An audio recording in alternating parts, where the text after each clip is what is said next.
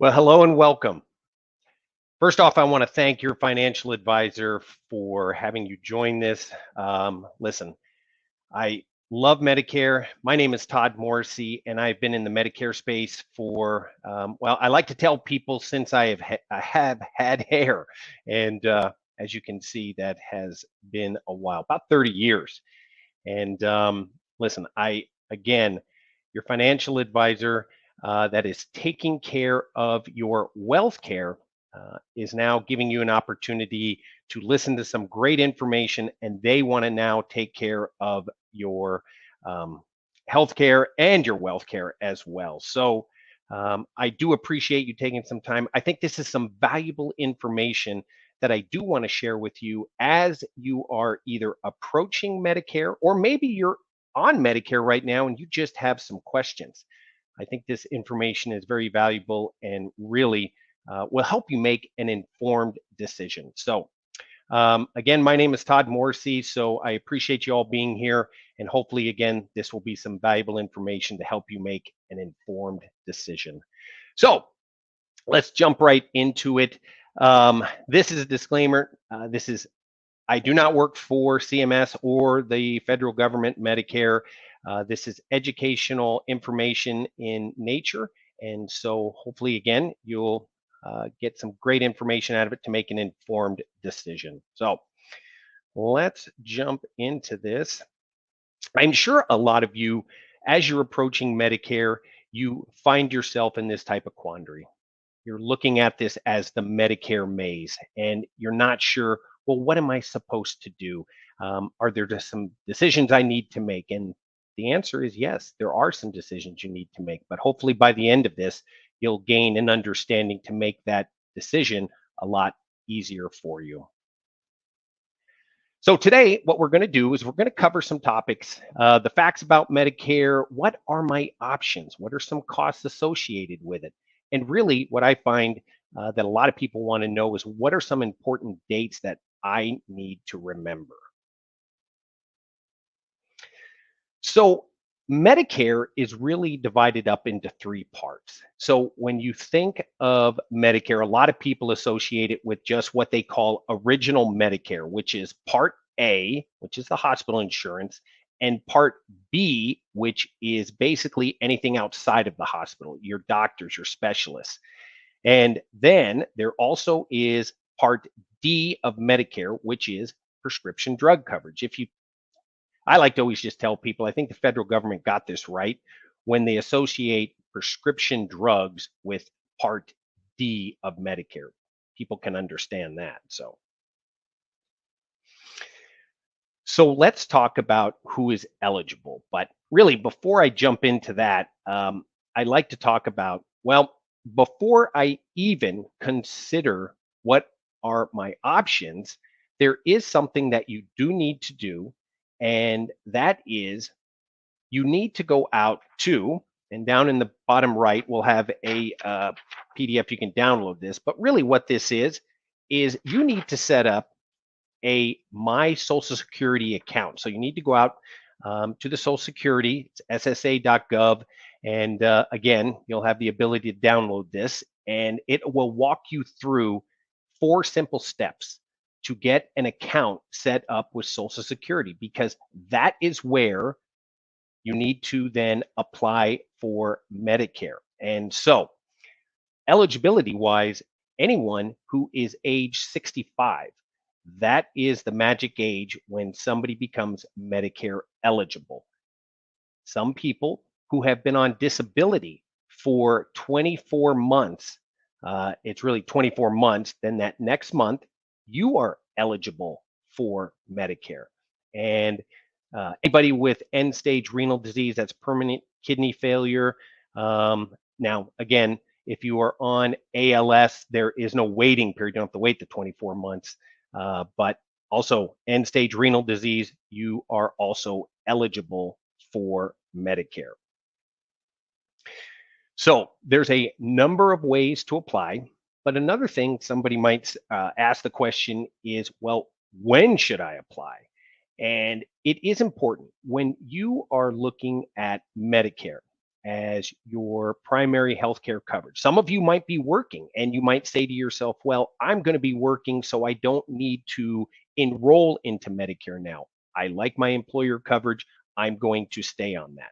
For those of you that are deciding that Medicare would be your best option, when are you supposed to apply? Well, Medicare would like you to apply at least 3 months before your 65th birthday. Medicare always starts on the first of the month, except if your date of birth falls on the first of the month, and then it will start the month prior. So let's say my birthday is July 15th.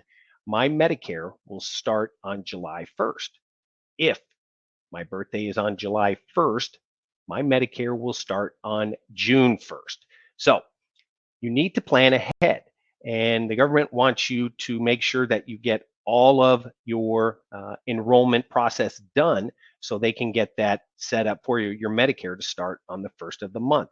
Now, you do have the month of your birth month and 3 months after to also sign up for Medicare, but there can be delays if you wait that long.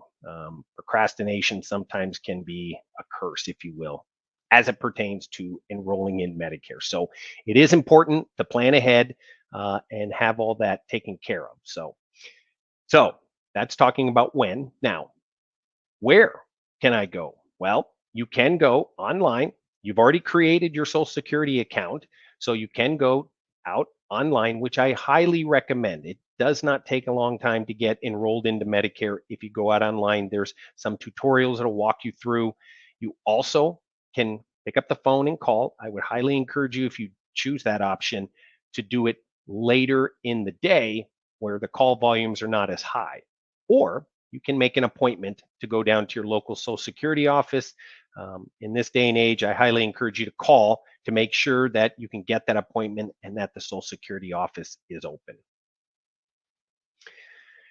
So let's talk about the coverage. When you talk about Part A and Part B, I mentioned that Part A is your hospital coverage. So anything when you go into admitted into a hospital, a skilled nursing facility, hospice, home care, that all will fall under Part A. Under Part B of Medicare, that is where all of your doctor appointments, going to see the doctor, specialists, anything outside of the hospital, that's what would be covered under Part B. Part A and Part B make up what's called Original Medicare. So let's talk about some of the costs associated with Original Medicare. So every year, the copays and the deductibles, they change. So for this year in 2022, the Part A deductible is $1,556. Now, let me point this out. That is not a calendar year deductible. That is a benefit period deductible. And what do I mean by that? So let's just say you go into the hospital on March 1st, and then you are discharged on March 5th. 60 days from your discharge date, you are still in your same benefit period. But let's say on the 62nd day, something happens and you have to go back into the hospital. You would have another Part A deductible. What some people get confused is when you were on, let's say, your major medical plan that had a calendar year deductible, Medicare Part A deductible is set up on a benefit period. So it's important to know that. So you have, as you can see, a deductible you would be responsible for. If you stayed in the hospital longer than 60 days, you can see that there are also copays associated with that. And you can see the number of days.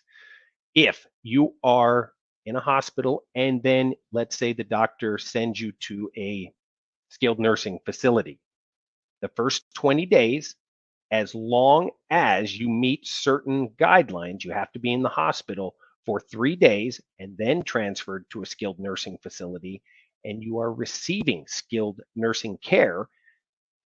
First 20 days, you don't pay anything, but days 21 to 100, you have a copay. So as you can see, Skilled nursing or long-term care is paid somewhat through Medicare, but not a lot. That's another thing that I highly recommend that you talk with your financial advisor about to see if that might be something you would want to cover. So that's under Part A. Now let's look at Part B. In 2022, the Part B deductible is $233. Now, as long as you have worked 40 quarters or 10 years, okay, your Part A of Medicare is premium free. You do not have a cost for it. So for Part A of Medicare, as long as you've worked 10 years, it's basically 40 quarters. There's no cost. But you can see on Medicare Part B, there is a cost associated with it. And sometimes, ladies and gentlemen, you can be a casualty of your own success because Part B of Medicare, that premium is tied to your modified adjusted gross income. So if you make more money, and the government says, well, you have to pay more for your Part B of Medicare. All right. So now, what does Medicare Part B cover? Well, it will cover 80% of the cost, but you are responsible for 20%. Okay. So first you have to pay your deductible, and then Medicare will pick up 80% of the cost. You have to pay 20%, and there's no cap on it. So that's where you can have a financial exposure under Medicare Part B. So I was talking about the costs associated, your premiums for Medicare. So Medicare Part B and Medicare Part D are going to be tied to your income. And you can see, and this changes every year, and how the government calculates or looks at what you're going to pay for your premiums is they look back 2 years at your modified adjusted gross income. So in 2020, that's what the government will look at as far as what you filed from your taxes to then charge you your Part B and Part D premiums. And you can see the more money you make, then you will have a higher cost. Now, most people do just pay the standard Part B premium of $170.10, which then if you picked up a Part D plan, it would just be whatever your Part D is charging you. So, but you can see if you make more money, you will have to pay a higher amount. Another thing too that you can talk to your financial advisor about, there are some ways you can appeal your premium, and there are 7 what they call life-changing events that you can make an appeal. So if that ever happens, make sure you talk to your financial advisor, and they can try to help you get through that. So we talked about what the costs are associated. And as I showed you, there are some exposures from a financial standpoint with your deductibles and the coinsurance that you would have to pay with original Medicare. So what are my options that I want to maybe fill those gaps? Well, you can choose a Medicare supplement, which would fill those copays and deductibles. You can also purchase a Medicare standalone prescription drug plan. And that is something a lot of people kind of debate themselves about. They're turning 65 and then they say to themselves, well, I don't take any drugs right now. Why would I buy one? Well, if you don't buy one when you are Medicare eligible or first getting onto Medicare, then you would incur a penalty down the road if you didn't get one. So I highly encourage you to look at that to say maybe that is something you want to purchase. So a Medicare supplement and a Part D plan would help cover the gaps and copays and also your prescription drug costs. There are people who choose to assign their Medicare benefits to a private insurance company. And they would be then getting into what's called a Medicare Advantage plan. I'm sure some of you have saw the commercials with Joe Namath and Jimmy Walker and all of those, that during October 15th to December 7th, that is when you can make changes to your Medicare Advantage plan. But that is really when people see and start to hear more about Medicare Advantage plans. But when you're turning 65, you do have the option to enroll in a Medicare Advantage plan, and that's a bundled plan. It has your all of your Medicare benefits tied in there, including prescription drugs. Some people like that because it's a bundled plan, if you will. But I'm going to talk a little bit more about Medicare Advantage plans here in just a second. So let's talk about Medicare supplement. This was option one. So I saw my copays, deductibles, and prescription drugs. Todd, walk me through why a Medicare supplement plan might be important for me. So there are a number of Medicare supplement plans out there on the market, but really what I focus on and what I tell a lot of people that want to know more about, well, what plan is the one that most people are buying? And that would be Plan G. So the Medicare supplement plan that is sold most is Plan G. And you would say, well, why is that? Well, you do have some cost sharing. The only thing that you are responsible for is your $233 Part B deductible. That's it. The plan will pick up your Part A deductible. It will pick up anything as far as excess charges or anything, but you are responsible for the Part B deductible. Some people might have who are watching would say, well, I always heard Plan F was the plan. And you're right. Plan F was what I used to call the peace of mind plan. Well, if you are newly eligible for Medicare after 1/1 of 2020, you're not able to purchase a Plan F. Now, if you're listening to this and you say, well, I'm on a Plan F, can you switch to another company's Plan F? And the answer is yes. The government grandfathered you in, so you can keep that plan. So, but the Plan G seems to be very attractive to a lot of people because the premiums are pretty competitive and the out-of-pocket expense is fairly minimal. $233 is a pretty good deal for a plan. So let me just give you an example. When I was walking through, if you did have a Plan G, as I talked about, what would be picked up. And again, when you look at the deductible, if you have a Plan G, that is being picked up. So you don't have that cost. If you had to stay in the hospital longer, the Plan G would pick up those copays. When I talked about the nursing home, if you were in the nursing home and met all the requirements and Medicare was paying, the Plan G would pick up that copay as well. Now, when you flip over to the Part B, as I mentioned, you're responsible for the $233 calendar year deductible, and it also picks up that 20%, which is really where that financial exposure you have. If you would stay on original Medicare, it picks that up. So, a good plan. Now we talk about prescription drugs. And really, there's two ways of getting your prescription drugs. As I mentioned, if you get a Medicare supplement, you can buy a standalone Part D plan, and there are a plethora of them out there. Talk with your financial advisor. They can help you walk through maybe what the best plan is for you. Then you also have the ability to get prescription drug coverage through, as I mentioned, a Medicare Advantage plan. So it's bundled in with your health care coverage. So those are the two ways you can get that. Now, let me just talk in high level how the Part D of Medicare works. I know a lot of you might have some questions, but I want to talk from a high level, kind of so you understand the foundation of Part D. And a lot of plans have a deductible associated with their plans. Now, some do, some don't. But if they do, you are responsible in 2022 for the first $480. Okay, so that is your cost.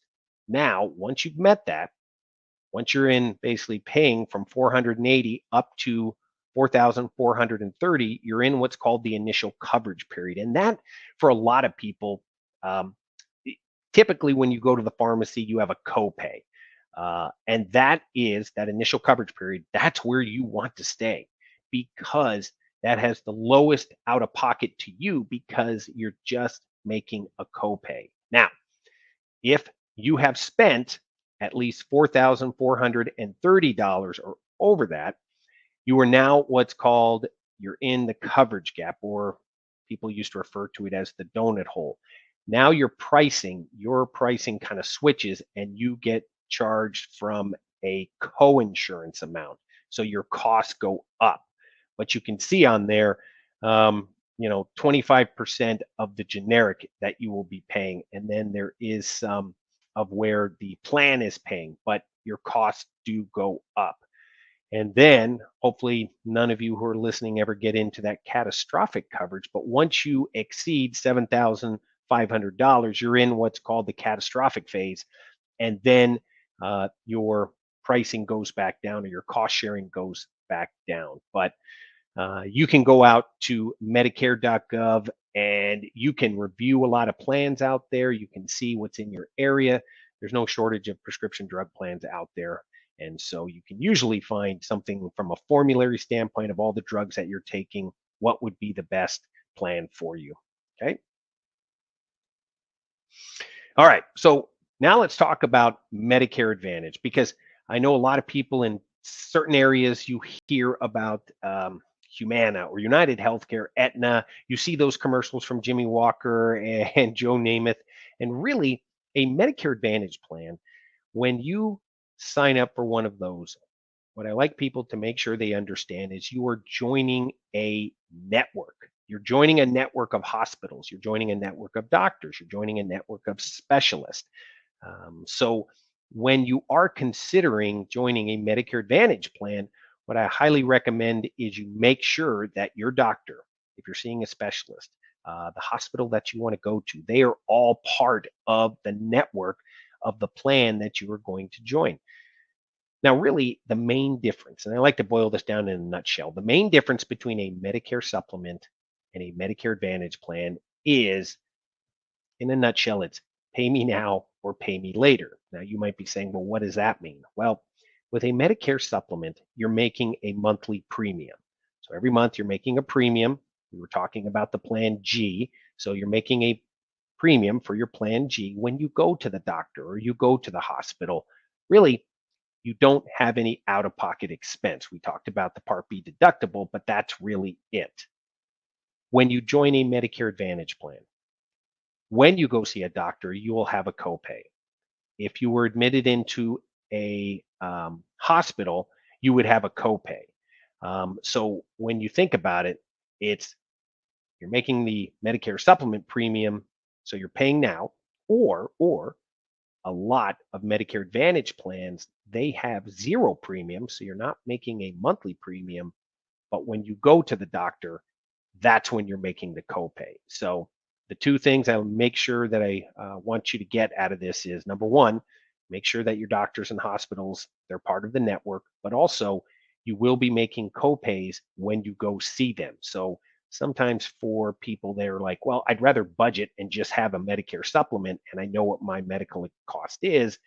Plus, on a Medicare supplement, you get that freedom and flexibility to go to any doctor, any hospital in the country that does accept Medicare. On a Medicare Advantage plan, you do have to stay within your networks. Now, there are PPO plans that are out there that are Medicare Advantage that allow you to go see other doctors, but you would have higher cost sharing amounts as well. So high level, that's really the difference between Medicare Supplement and Medicare Advantage. So some important dates. I did talk about the annual election period. So every year, October 15th through December 7th, you will see on TV all those commercials for Medicare Advantage. That is the time, if you're on a Medicare Advantage plan, that you get to make a change. That's also the time when you have a Part D plan, you get to make a change to your Part D plan. With a Medicare supplement, you can make changes 365 days a year. Again, there's not that restriction with a Medicare Advantage plan. So, and again, if you turn 65, you have the option to enroll in a Medicare Advantage plan. And let's say you enrolled in a Medicare Advantage plan in August. Well, then October comes around, you would have that opportunity to make a change if you wanted to your plan. So every year, that's the opportunity to change. Then January 1st through March 31st, that's the opportunity for you. It's like the government saying, hey, are you sure you're comfortable with your Medicare Advantage plan? You get to make one last change for a Medicare Advantage plan during that time frame. So those are just really some of the important dates to remember. Again, if you're on a Medicare supplement, you can make changes. If your premium gets to a point where you say, oh, that's kind of expensive, I want to make a change to it, you can. Just keep in mind, a lot of times when you want to make a change on your Medicare supplement, there is underwriting involved. So really, if anything, this is an important slide because it just tells you the differences between a Medicare supplement and a Medicare Advantage. And ladies and gentlemen, when you turn 65, you really only have two options. These are your two options. Do I join a Medicare supplement or do I join a Medicare Advantage plan? And if you choose to stay on original Medicare, I told you that there can be some financial exposure. So these really would be the two options that you would want to consider as you're approaching age 65. All right. So last question. You know, you need to ask yourself some questions. So if you have these series of questions and you say to yourselves, you know, do I want to pay a monthly premium? You know, maybe I'm comfortable making a monthly premium. Maybe I don't want to make a monthly premium. You know, Medicare Advantage plans do have what's called a max out of pocket, but some of those can be pretty high. But maybe some of you are saying, I'm comfortable with that max out of pocket exposure. I could write that check. So maybe a Medicare Advantage plan would be something that you would be interested in as well. But really, I hope that you found this information to be at least guide you through some of the Medicare maze, if you will. Please make sure you talk to your financial advisor, talk to them. They can walk you through some of your options, sit down with you, talk to you about, hey, maybe this might be a good option for you. They can kind of navigate you through this whole process. So please click on that